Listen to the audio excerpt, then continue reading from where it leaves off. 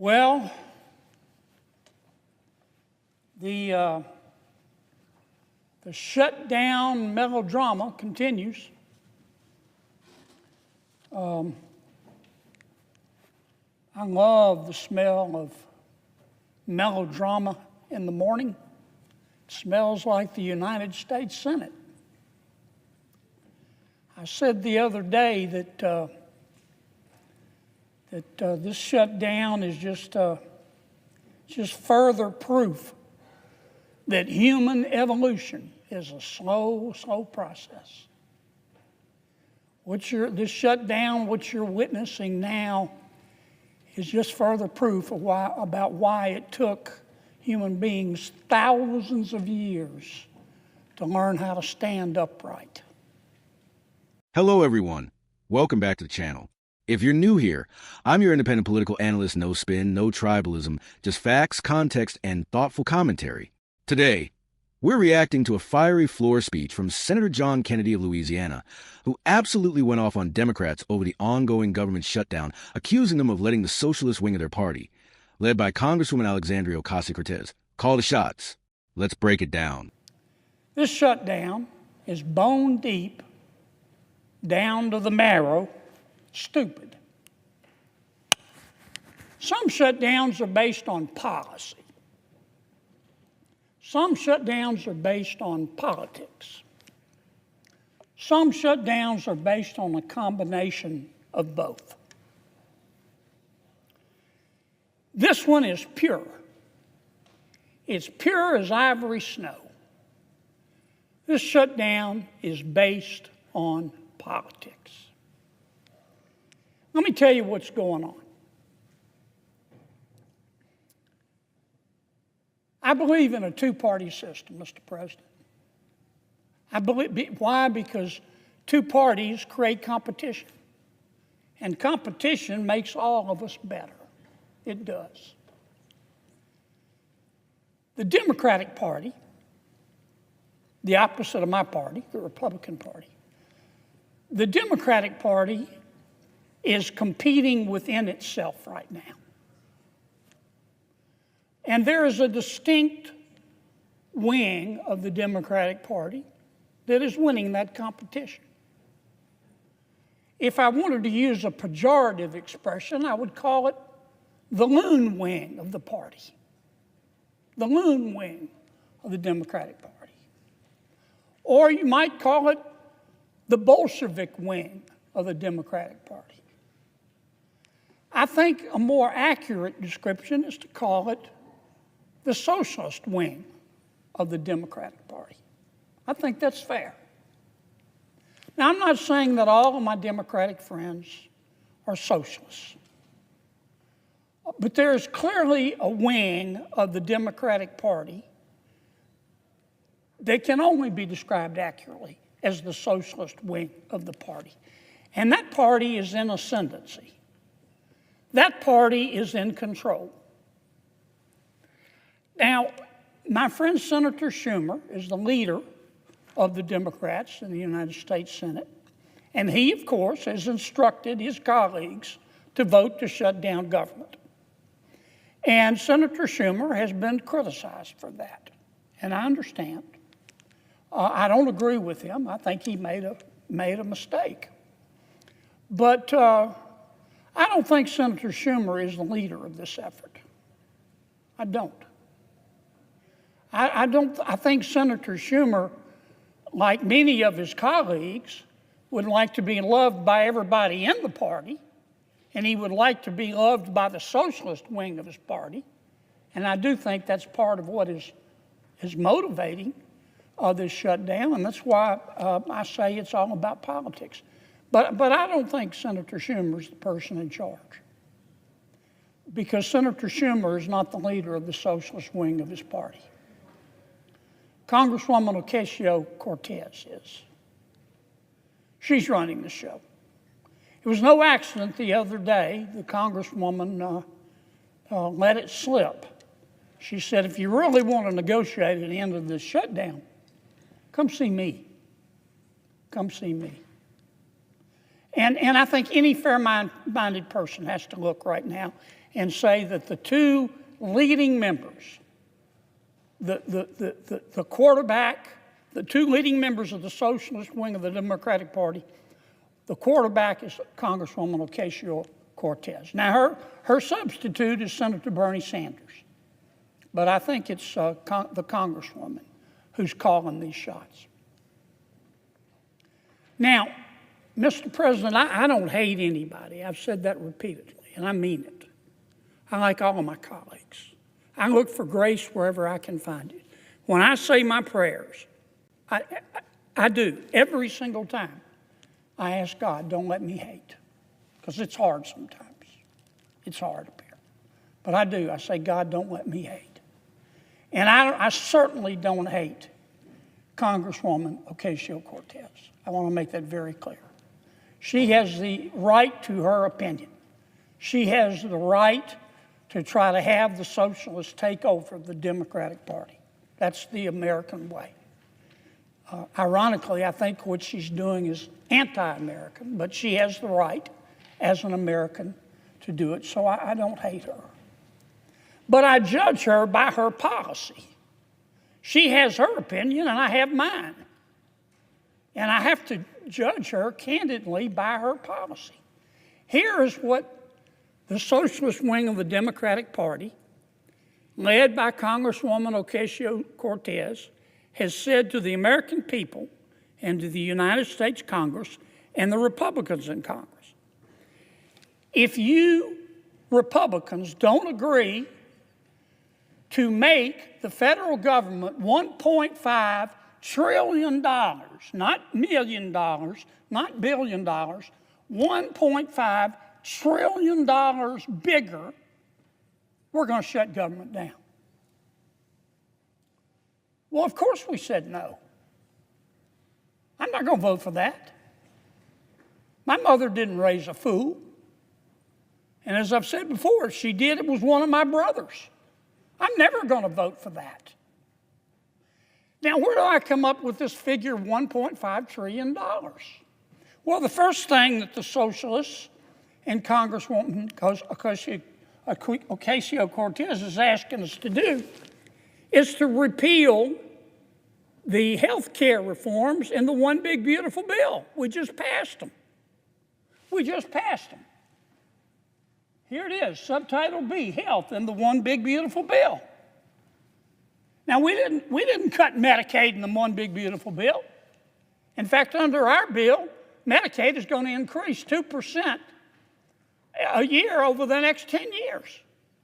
Now, what we did by reforming Medicaid, which Congresswoman Ocasio-Cortez wants us to reverse, we cut out the waste and the fraud. For example, we found out that there are, no kidding, I'm not just making this up, we found out that there are 2.8 million people on Medicaid who are double dipping in America. They're either signing up for Medicaid in Louisiana and Mississippi, double dipping, or they're signing up for Medicaid in Louisiana and they're signing up for the Obamacare subsidies. That's called cheating. Our bill would put an end to that. And it would save about $140 billion on 10 years. The socialist wing of the Democratic Party and Congresswoman Ocasio-Cortez want us to reverse that. The second thing we did in our health care reforms in the One Big Beautiful Bill is to say you've got to stop lying when you apply for Medicaid. Under President Obama, we had virtually no eligibility checks. People could walk in and the Medicaid folks would say, how much do you make a year? And they could say $30,000 a year. And they'd say, okay, you qualify. Now, I trust people. I've said it before on this floor. I play cards with my friends all the time. They're friends. I cut the cards anyway. We have found, for example, just in Louisiana, we did a statistical sample of the people on Medicaid in Louisiana. Our auditors found 1,600 people on Medicaid making $100,000 a year or more. That's cheating. So our bill put an end to that. Congresswoman Ocasio-Cortez and the socialist wing of the Democratic Party want us to put it back. They want to let people cheat. What else are the socialists asking for in this $1.5 trillion? Well, they're saying we don't want people who can work to work. We put a provision in our bill that the Congresswoman and the socialist wing of her party want us to take out that says, look, if you're between the ages of 19 and 64 and you're able-bodied, we're not talking about a mother with a sick child in her arms, you're able-bodied, you're perfectly healthy, and you don't have any dependent kids at home, then if you qualify based on income, we'll give you Medicaid, but you have to work. You have to work 20 hours a week or go to school 20 hours a week or do community service 20 hours a week, because the free enterprise system, jobs, have done more to lift people out of poverty than all the social programs put together. That's what's called a work requirement. What's wrong with that? Those who can't work should work. Our welfare programs were meant to be bridges, not parking lots. Congresswoman Ocasio-Cortez and the socialist wing of her party want us to reverse all of that. What else do they want us to do? Well, they're upset at us over the Affordable Care Act. Now, let me tell you what all this is about with the Affordable Care Act. Under Obamacare, if you are a low-income American, you're entitled to Medicaid. If you are a middle-income American, you have a job, then chances are you get insurance through your employer. Most people do. But if you're in the middle,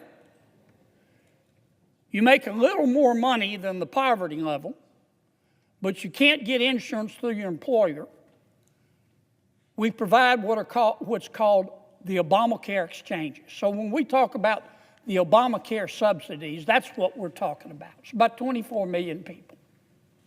And it was meant for lower income people. Up until 2019, it was all for low-income people. And then in 2019, without any Republican votes, President Obama said, look, we're in a pandemic. We're going to raise the limit. We're going to say there are no income limits on Obamacare paid for by the taxpayer. We've got 24 million people on Obamacare. When they raised the limits, you can make any amount of money and still get a subsidy. That added about 1.6 million people on Obamacare. Obamacare was meant for people who make from roughly $30,000 a year to $130,000 a year, families of four. Now, because President Biden raised the cap, we've got people making $600,000 a year, $150,000 a year, families making $200,000 a year, getting subsidies from the American taxpayer. Why? Because they said we needed it in the pandemic. The pandemic is over. And that's why the Democrats, when they passed the bill, put in a provision that says at the end of this year, those extra subsidies are going to end. Congresswoman Ocasio-Cortez says no. Until you agree to let them continue, to let anybody at any income level get subsidies, we're going to shut government down. That's their third demand. And that is part of the $1.5 trillion. And finally, of course, the Congresswoman is saying we want you to give $500 billion, not $500,000, not $500 million, $500 billion. We want you to give $500 billion to the Corporation for Public Broadcasting because we like what they say. Well, we just eliminated money for all forms of media in the Affordable Care Act. Now, those are the demands. Those are the demands. I'll just mention I'll mention one more. Congresswoman Ocasio-Cortez got very, very upset, as did the socialist wing of her party, when the president sent over what's called a rescission package. Basically, President Trump just said, we want you to take some stuff out of the budget that we think is wasteful. And we did. And that upset the Congresswoman. She's entitled to be upset if she wants to. But that really upset the socialist wing of the party. And so we took out, and here's what they want us to put back in. We found that under President Biden, they were spending $3 million for circumcisions and vasectomies in Zambia. We took that out. The Congresswoman says, we're going to shut down government till you put that back in. We found $500,000 of American taxpayer money for electric buses in Rwanda. We found $3.6 million for pastry cooking classes and dance focus groups for male prostitutes in Haiti. I kid you not. I'm not making this up. That was in the budget under President Biden. We took it out. Congresswoman Ocasio-Cortez in the socialist wing, the loon wing of the Democratic Party, says we're going to shut down government until you put it back in. I'll just read you a few more that we took out. They are demanding we put back in. $6 million for media organizations for the Palestinians. $833,000 for transgender people in Nepal. $300,000 for a pride parade in Lesotho. $882,000 for social media mentorship in Serbia. $4.2 million. We took it out. The Congresswoman and the socialist wing of their party says we got to put that back in for the open government. $4.2 million for lesbian, gay, bisexual, transgender, queer, and intersex people in the Western Balkans and Uganda. I could spend the rest of the afternoon here. We took all that out. It upset Congresswoman Ocasio-Cortez. It upset the socialist wing of her party. And now that wing of her party and the Congresswoman are threatening all other Democrats and saying, you've got to shut that government down until we get what we want. And part of what they want is to add this kind of stuff back into the bill. And that's what this fight is all about. We're in the process of negotiating a budget with our Democratic friends. We ran out of time. The cutoff was midnight Tuesday night. That's when the clock struck midnight and the budget ran out. What we had asked for and what we're still asking for is let's continue to negotiate, we meaning the Republicans and the Democrats, for 6 more weeks and try to agree on a budget. That's all we're asking. We're not asking for any additional appropriations, any conditions, any stipulations. All we're asking for is what we call a clean CR. All we're asking for is just further negotiate. And Congresswoman Ocasio-Cortez, who has done a stellar job in rising to the leadership of her party as a member of the socialist wing. They're about to elect a socialist mayor of New York. I think Mr. Mamdani's going to win. They have said to our request, let's just continue the status quo for 6 more weeks. They said, we'll give you 6 more weeks if you will give us $1.5 trillion. That's what they're demanding. And that's why we're shut down. Now, let me say it again, Mr. President. I don't hate anybody. This is America. I sure don't hate the Congresswoman. She is entitled to her opinion, but I'm entitled to mine. And she can criticize my policy positions, but I'm entitled to criticize hers. And I'm here to tell you, Mr. President, in front of God and country, based on her policy positions that she's demanding, based on her policy positions that she is demanding, that I just outlined, $1.5 trillion of pure, unadulterated spending porn. Based on that demand, based on her policy positions, the American people are looking at her and saying, this person has single-handedly put an end to dumb blonde jokes. Because that is the craziest thing I've ever heard. Based on her policy positions, $1.5 trillion of this kind of spending porn, the American people are looking at the Congresswoman and saying, with respect, she must be bilingual. She must speak English and stupid. And that's why we're not agreeing to it.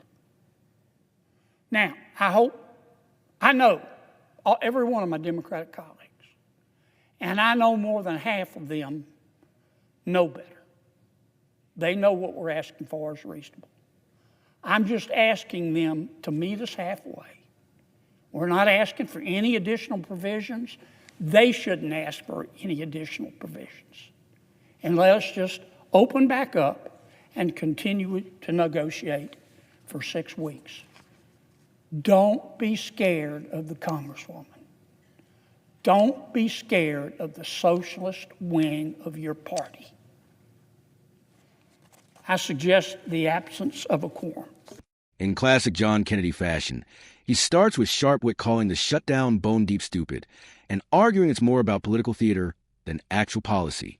Kennedy then blames what he calls the socialist wing of the Democratic Party, claiming that AOC and her allies are holding the budget hostage and demanding an extra $1.5 trillion in new spending. He even jokes that Senator Schumer may have the title of Majority Leader, but AOC is running the show. He lists off spending items Democrats want restored, things like foreign aid programs, social grants, and pandemic-era subsidies, calling them examples of wasteful government priorities.